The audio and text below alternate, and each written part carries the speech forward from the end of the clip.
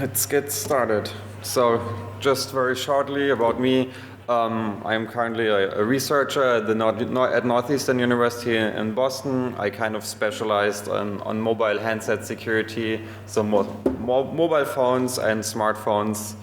Yeah, lately, or in the past years, I've done like some Bluetooth stuff, a lot of SMS, MMS security, some like mobile web security stuff, and like lately some NFC work.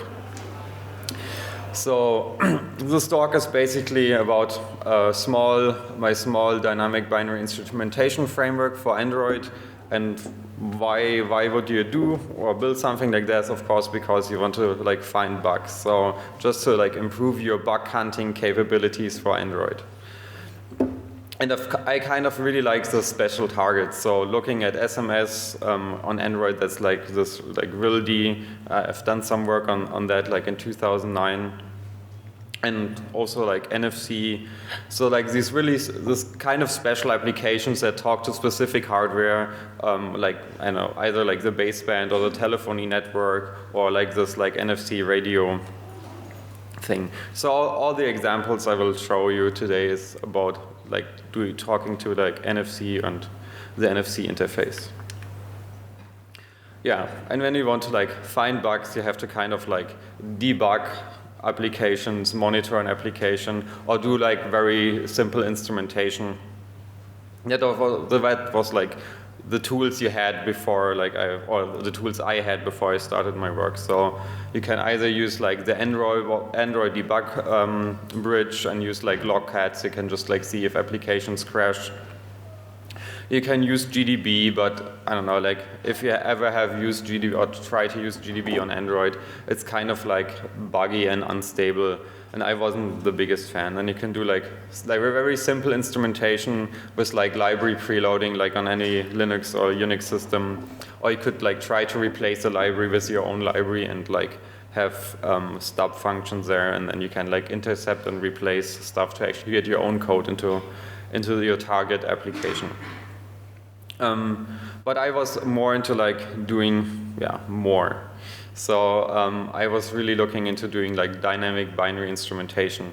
And what dynamic binary instrumentation basically is, you change a program's behavior or an app process behavior on runtime by basically injecting your own code into that application process and changing stuff, so you can like either have advanced debugging capabilities while you're like developing an exploit, or you want to do tracing and logging, like for example build a call graph. Maybe you just want to extract data from an application, so maybe it like loads some stuff, decrypts stuff, downloads things from like over the network, but never writes stuff to this. So you want to extract data, so you can just like put your own code into the application and just like pull stuff out. Or what I'm more interested in is like fuzzing. So you can change a program's behavior and do like build in like an emulation layer. So for example, you have an application like the NFC interface, and you want to like fuzz the part where you like when the phone reads like data from an like RFID or NFC tag, and you don't want to sit there and like hold text to the phone. You want to like emulate this part of the application, so you can like deliver your fuzzing data. So you have to have some emulation, and that's the stuff I'm actually going to talk about, and that's actually why I started working this in the first place. So the basics about dynamic instrumentation is basically you have to create like your small tool, for example an IO logger, which I'm like going to call the instrument. Then you have to inject that code into the application, and then from that you have to like patch the application code in order to like call your code.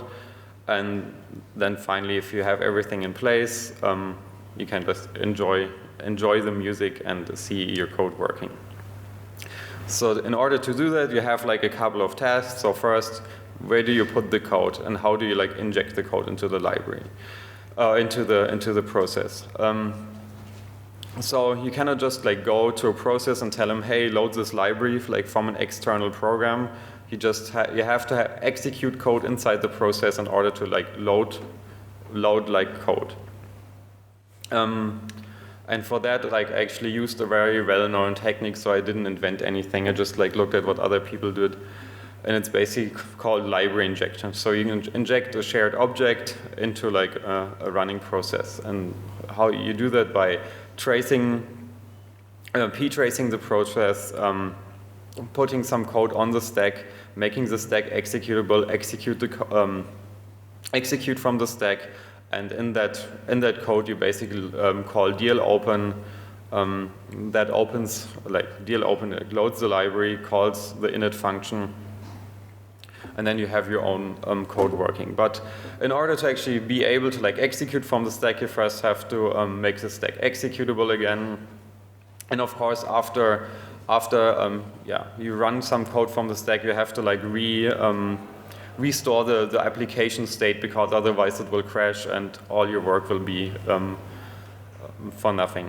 Because you want actually the program to run in its original state, but with just like your additions. And if you fuck up anything, then it's no good at all, because then you won't find any real stuff. So this is like just like the example code that I use to load a library. So this just gets written to the stack, and it's basically just like it calls at some point. So just prepares a function. So before that, there's a drop, like just a return to library call to mprotect, which I just like do by directly writing PC from within the debugger. So just say, okay, I prepare the arguments and registers, make PC point to mprotect, make LR point to the stack, so it will just drop into mprotect, makes the stack executable, return to the stack, execute this code, and this was just prepare registers, call dlopen. After dlopen returns, it will just like restore all the registers to the state when we just p-traced it, and everything just like keeps running if we never touch the process.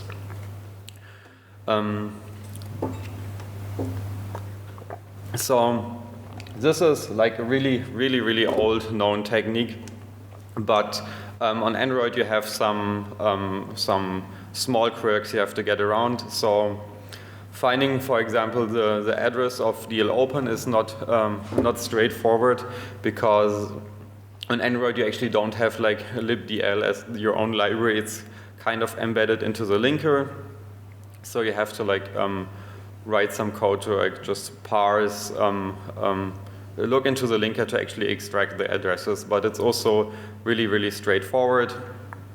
You find this SO infrastructure, go through the symbol tab, and then you actually find the address very easily. And that's actually part of the Android linker source code. So it has like the statically built-in library, which is like just the libdl as you would expect it, and then you just extract it for there, which is I all bundled into one part of my toolkit, which is open source now.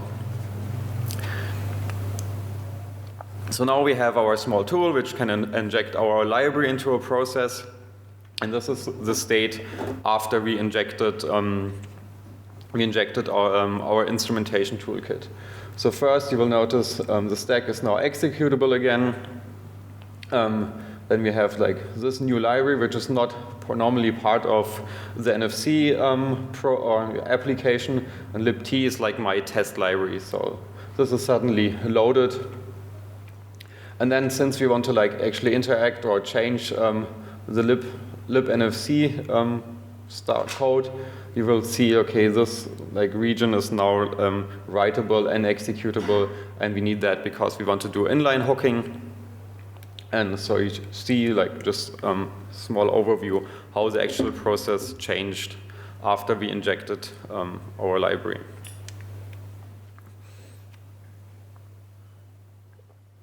So my main toolkit is like a very small, slim hooking library where you can just like hook into do inline hooking for functions. So you can just like patch the entry point.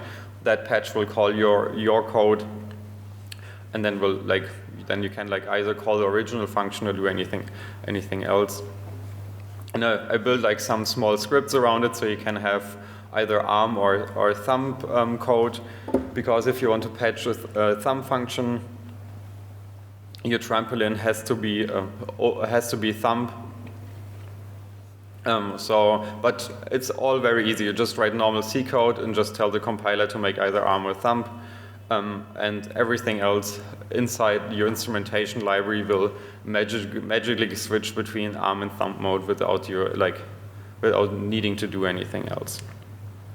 So this is just the basic thing how the library looks. It's just like this is like how a hook looks. So it just like saves the original code. It has the target jump address. It saves the library names, and this is what you basically have.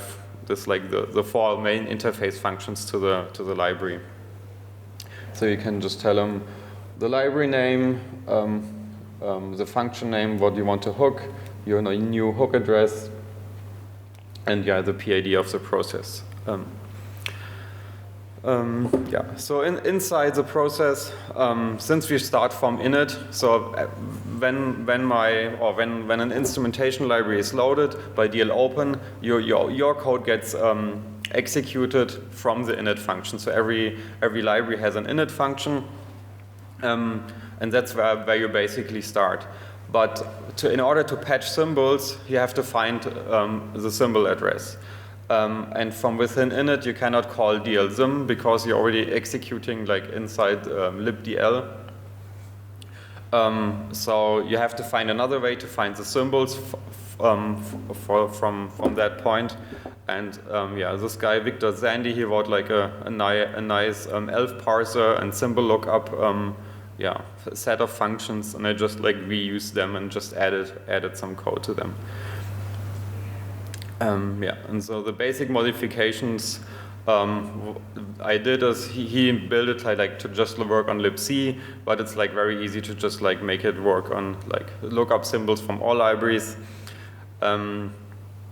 But what I also added is changing the memory protection for the library memory, because when you look up a symbol, it's very likely that you actually want to patch it. And so as soon as you look up a symbol, it will like change the memory area where that symbol resides in to read, write, execute. It's like a very, very dirty patch, but it just works, and it's like very convenient. You never have to worry about if a memory region is writable or not. So as I said before, I basically do inline hooking. So I basically just like insert like a small trampoline in the prologue of the function. And for ARM, it's really just inserting LDR PC, and after that function, we just insert the function address. So we'll just like load the function address relative from PC, and then just like jump there.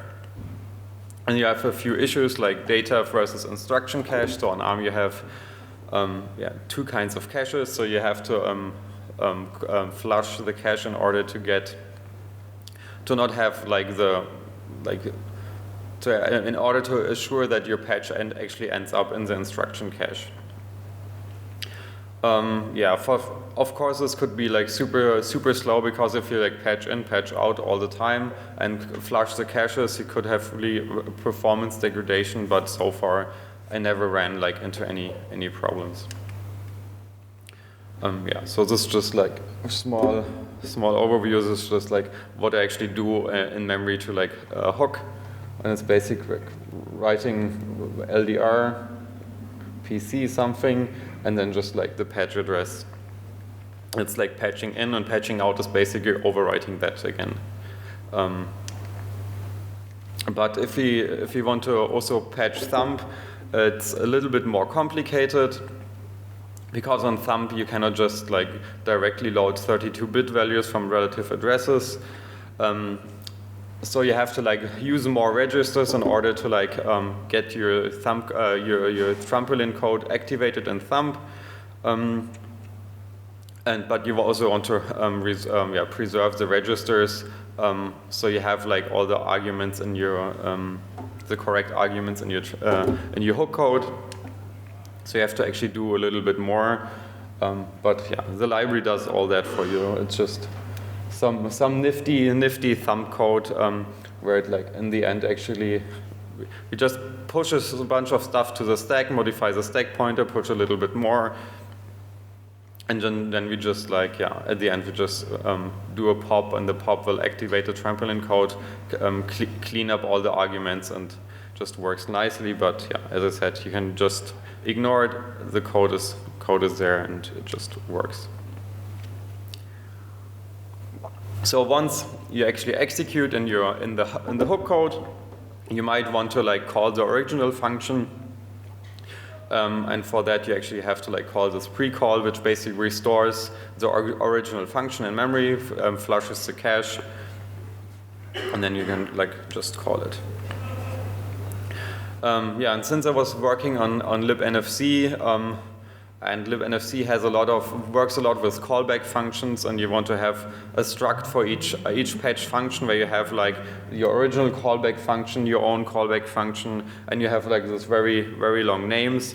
I decided actually to rewrite a small code generator, so you can just like take a symbol name and just say build me like all the basic stub code for this function, to hook this function.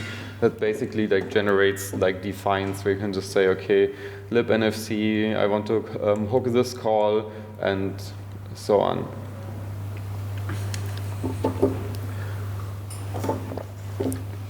So now that you have code injection working or library injection working, you know how to hook functions, call original functions. You can actually start developing your own instruments. And of course, you want to know which code you actually want to hook. So yeah, you can either reverse the binary, read some source, but yeah, that's not none of my business here.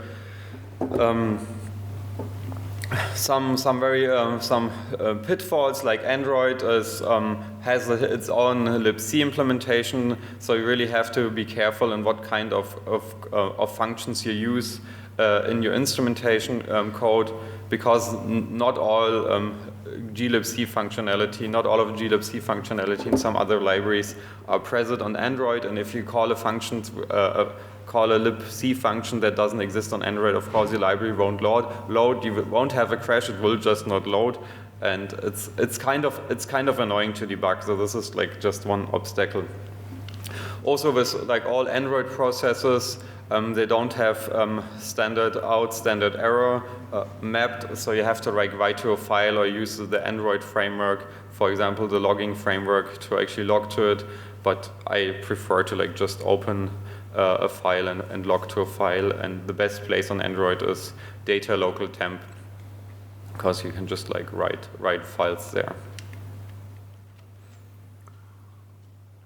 So let's say you wrote your small library, and that's how do you like get your library loaded or get your library on the system. So the place for shared libraries in Android is system lib. Of course, you're required to have like root on your device before, because you have to remount that directory to be writable. So you put your library in system lib.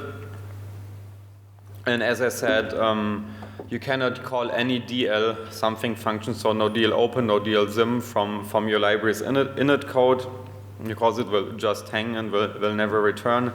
So either use my functionality to do a symbol lookup in init, or you create a new thread from init, and there you can like do whatever you want again. Or what I actually prefer is instead of like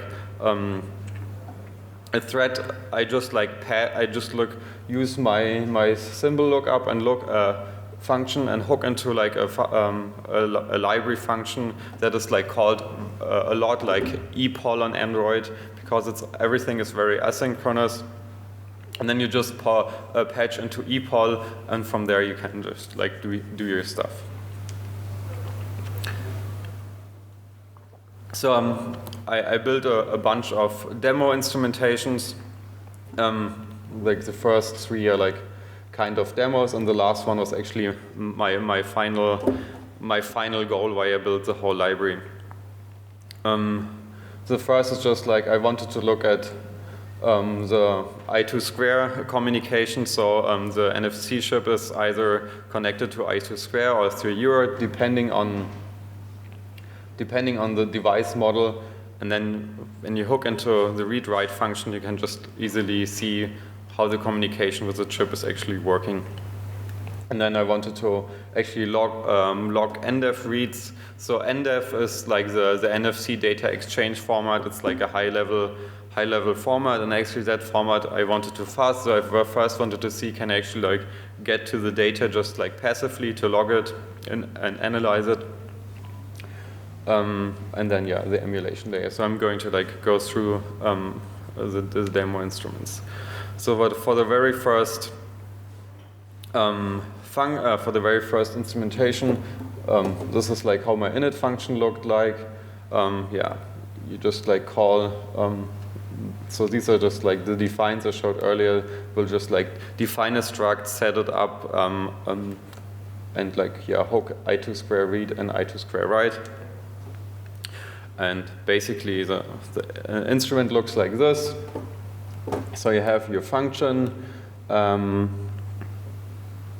First, then you extract like the metadata, and then you can like say okay, pre-call. So you remove the hook, call the original function, insert the hook again, and then you have like the data in those pointers, and then I just like dump it to a file in data local temp. So very, very easy. So once it's loaded, so this is like the library init function will say, okay, I got loaded. I'm patching those. I'm patching this function at this address with this hook, and the target is ARM. If it would be thumb, it will tell you, okay, it's like a thumb function. It would also tell you, hey, I detected you wanted to patch a thumb function with an ARM function. That's not going to work. So it like helps you a little bit while building it, because sometimes late at night you just want to get stuff working and you're really pissed because it crashes all the time, and then you can actually like see, oh, okay, very easy. You just have to like recompile one function in like ARM or thumb mode, and that's just like the output. So if you're into like I2 square stuff and talking to like chips, maybe you find this interesting. I just like did it so to like see what's actually happening. So after like the I2 square reading and writing, I actually said, okay, we also wanted to look at UART, and the interesting part is down in the function you basically should say, hey, just patch this ph.nfc I2 square C, you just replace that with UART, and because the symbol looks exactly the same, it has the same name, just a different name, completely same functionality, we recompile, and then you can have like UART logging. So you can log the UART bit, the communication with the NFC chip on the Galaxy Nexus. Very, very simple. And then I said, okay, let's look at some higher level functions in the NFC library, and this is like this NDEF read. And now it becomes more interesting because it's not just patching a function and like looking at the arguments. So you know, okay, like argument number 3 is a pointer to some data. No, like all the higher level stuff works completely asynchronously. So when you call NDEF read, you pass in some callback functions, and the callback will be called by some lower layer functionality as soon as like the data is read. So what you actually have to do, you patch this function. You have to like take the arguments and then pass in your own callback. So your callback is called, then you dump the data from the callback, and then your callback like calls the original callback. So you have to do a little bit more than just like patch one function. And here you actually see it enters. You see the result, and this is like already really the high level data without just the pure data. So maybe it's like, I don't know, how familiar are you with this NDEF card? So you have like multiple sectors and like the data could be spread out about multiple of those sectors. But this is already just like, gives you the pure payload.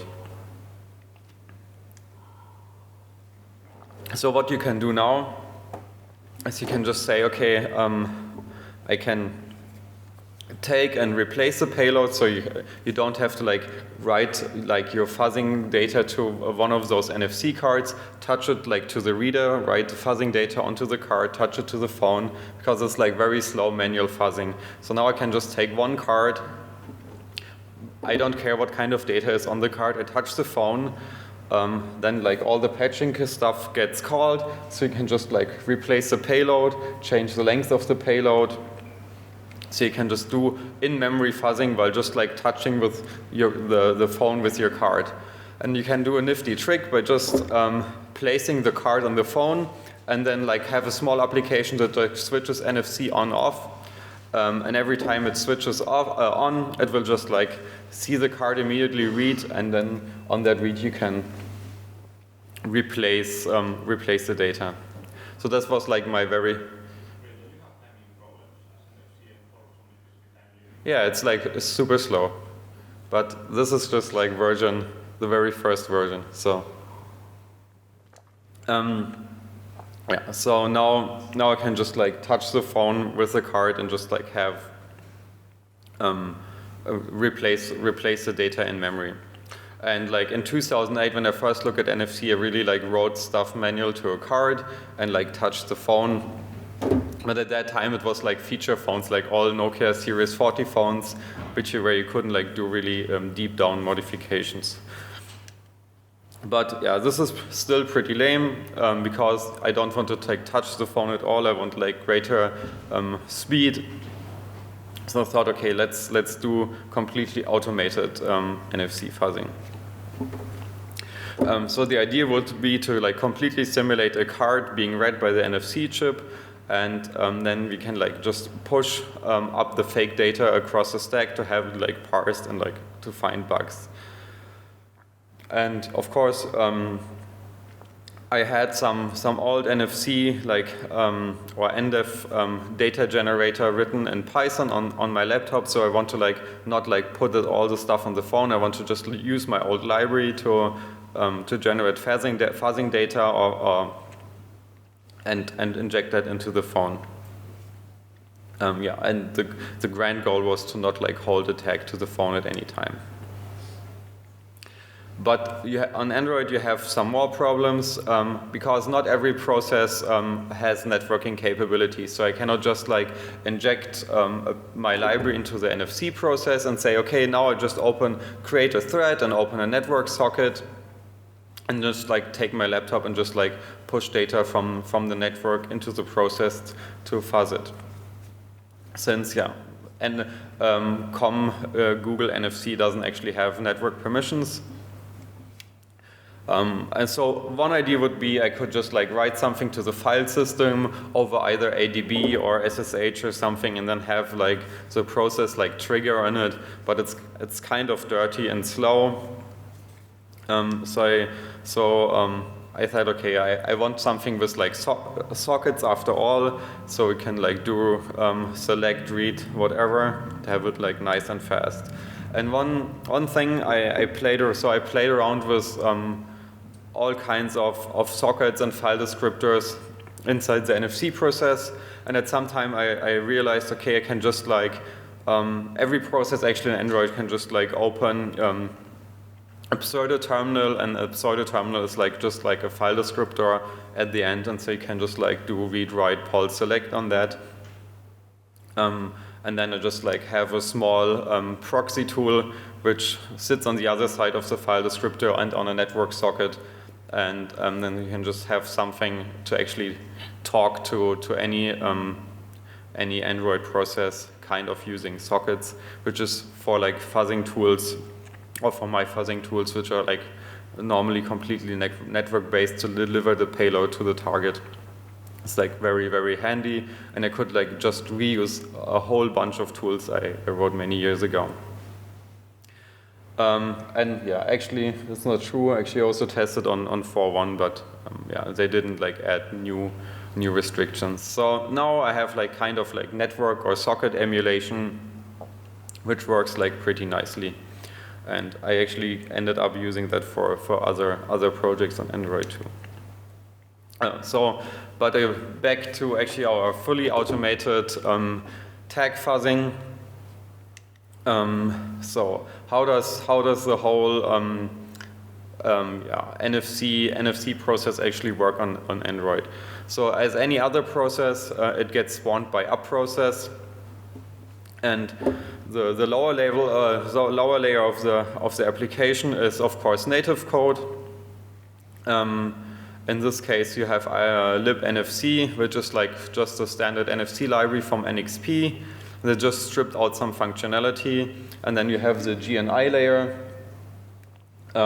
which is basically the interface between the Java Dalvik world and the native code. Yeah, and as I said, like everything is completely asynchronous in libnfc, so you have actually some thread and message queues and a lot of callback functions to actually get the whole library working. And it's a little bit a mess because you have to be in the right thread to actually do callbacks. So if you have fake callbacks, you have to find a way to like run in the context of another thread. But that's what I'm going to show you now.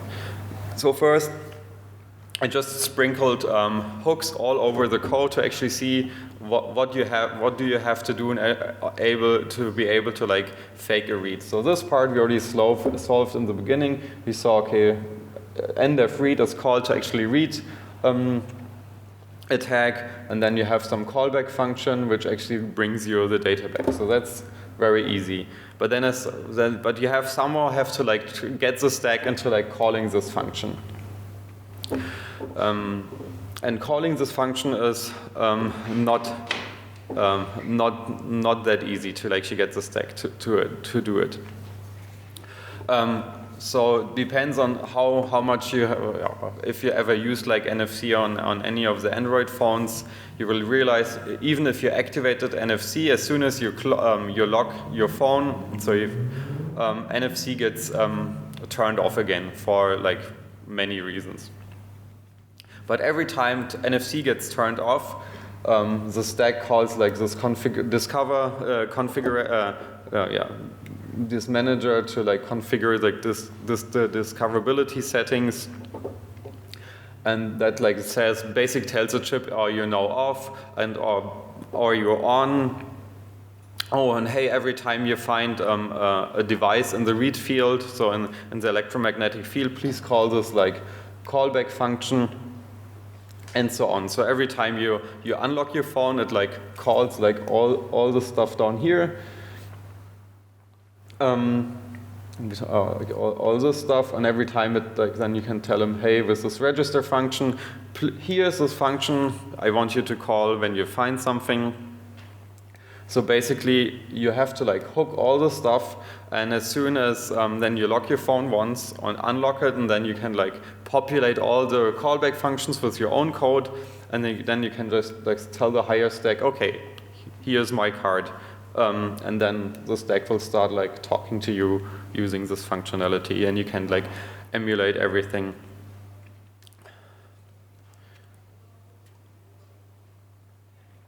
So I'm going to like do a small step by step on how to actually piece together like the emulation layer.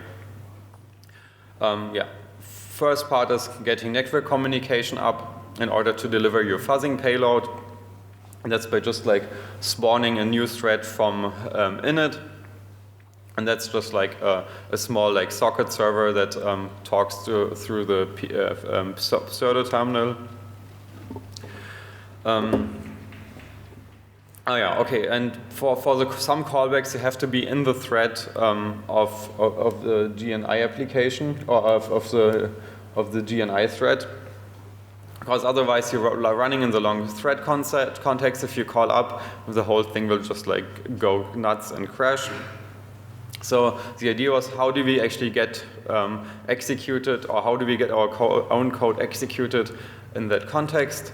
So I found that there's actually this message receive function, which is like an internal message passing subsystem from the libnfc, which they use for all their asynchronous like communication. So and this message receive function is luckily called in the thread of libnfc GNI. So just like hook that and just use their own message passing functionality to like deliver hints on when to like call my callback, because this function is only called in the thread. If I hook it, I know every time my hook is executed, I'm running in that thread context. So I could just like send my own command. So this is the emulation, the emulation hook. It's like all the functions I had to patch, including and like message send. I didn't want to patch. I just want to call. So I just have to like find the address. It's like the PTY, and there's like my small thread, which like gets data. Oops. So this is actually the demo setup. This is just like for power reasons. And this you see the tag card emulation, the tag application, and yeah, my fuzzing library and some output.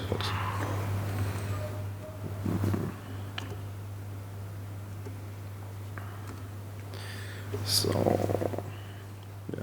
it will just, so basically the demo is now just like generate output, send it to the phone will parse it and will the tag application will like pop up a number of times without actually touching the phone at all.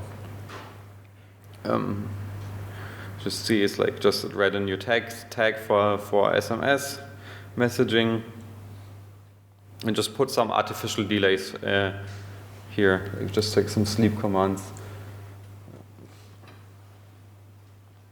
and then yeah, you can like do funny stuff like have Google Maps automatically search for stuff, or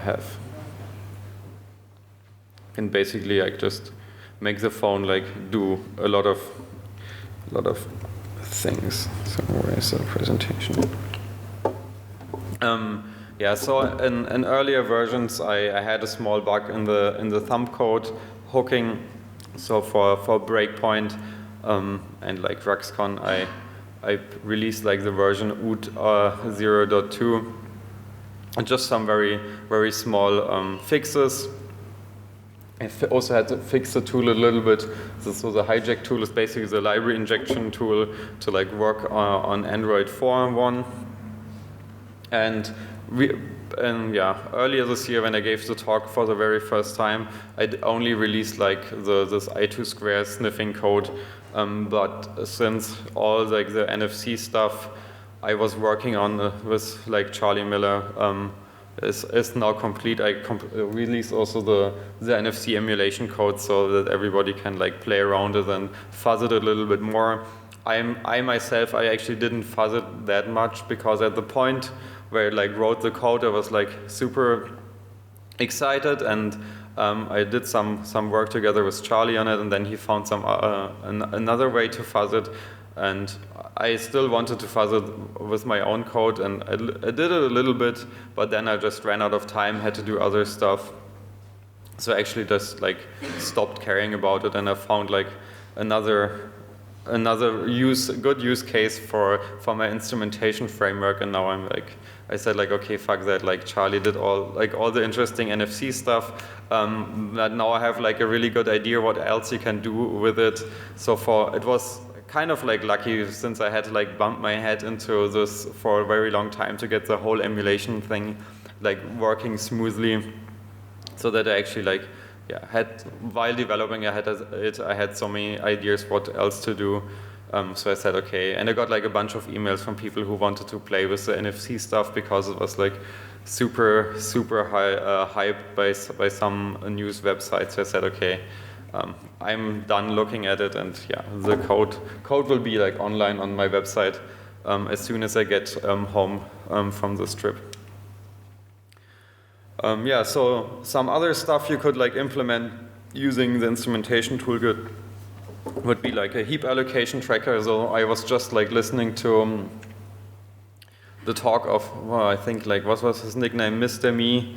He did like a heap allocation tracker for the various Windows versions, so you can actually like analyze heap overflows nicely.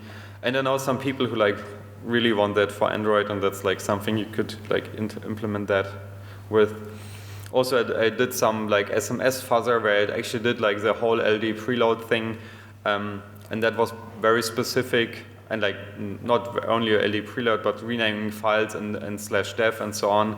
And that was like very specific for one Android phone, the G1. So it's a little bit older already. And you could really easily write a device independent version with this framework. So you can do like SMS sniffing and injection like directly on the phone without like actually sending stuff over the network, just to do like fuzzing or other things. Also, I want to add Thumb 2 support.